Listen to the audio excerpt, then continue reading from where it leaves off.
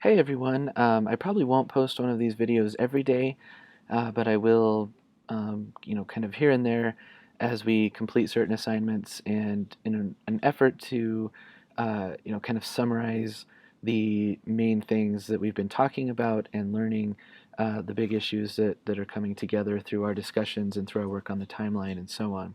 Of course, we haven't started those things since it's still Unit 1. Today is the second day of our Intercession course.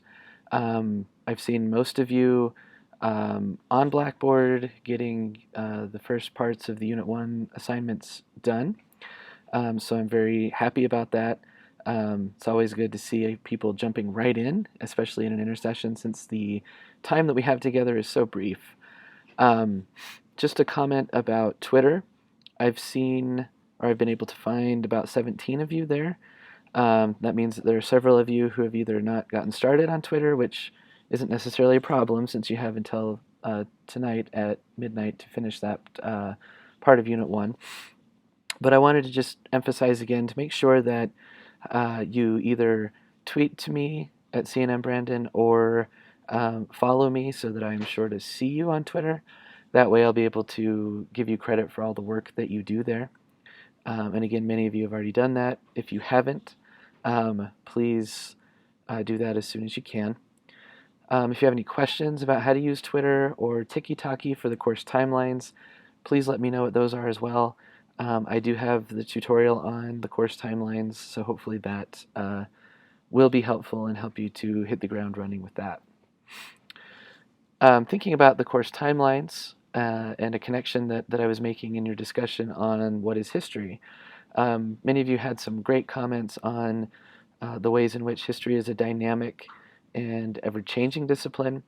And that's something I wanted to just emphasize once again, is that history really isn't about memorizing a bunch of facts.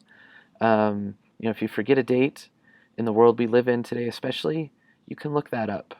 What is important about history is learning the methods for evaluating the best historical interpretations, learning to see multiple perspectives in order to get the best picture possible that we can of the past.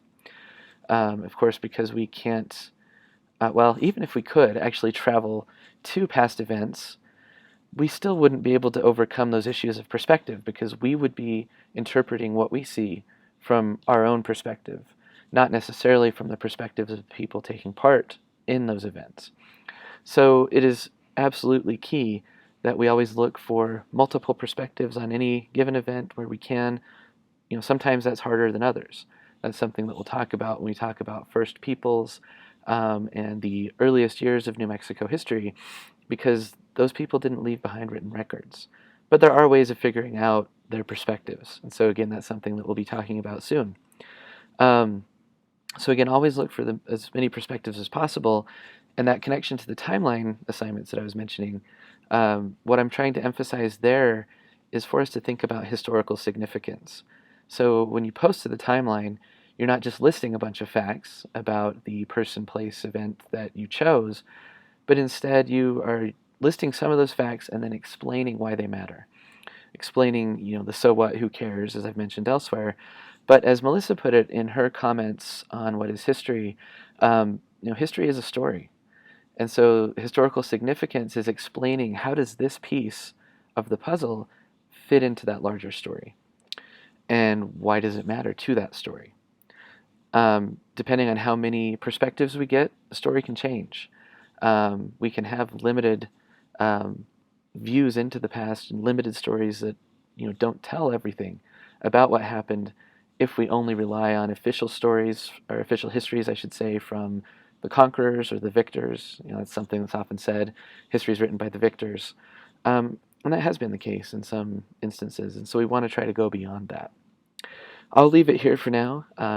Really pleased with our beginning to this intercession course, and I'm already learning a lot from all of your insights on history and on New Mexico history in particular.